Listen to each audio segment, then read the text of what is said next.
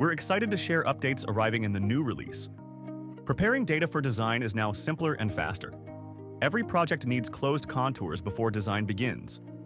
To speed up preparation, you can now extract contours from a wireframe and smooth them. Let's see how it works. With a list of levels and a design or as-built wireframe, you can generate closed polylines by slicing the wireframe at each level elevation. Select the source wireframe by choosing its layer or by picking the object directly.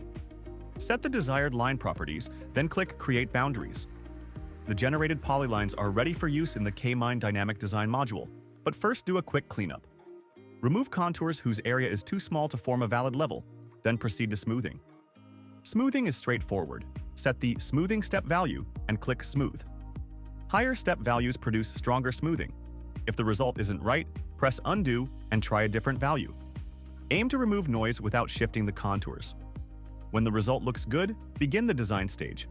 We've added automatic target elevation detection, so each contour can be accepted to the correct level automatically. You can also select and accept a group of contours at once. In this example, we have 3 contours at different elevations. Use Use Boundary to accept them where needed, then proceed to creating the design lines. For convenience, the same actions are also available on the Main Levels tab. With one click, accept as many boundary lines as you need for your project. Contours can live in a single layer or be split across layers by elevation. Both approaches are supported. From here, complete the design and enjoy the workflow. Add ramps, roads, tangents, and curves. Connect roads as needed. Everything is in one place. Don't forget to bring in the as-built mine workings to align plan and reality, and always use the block model to evaluate the current design. Create multiple variants, compare them, choose the best, and enjoy the result.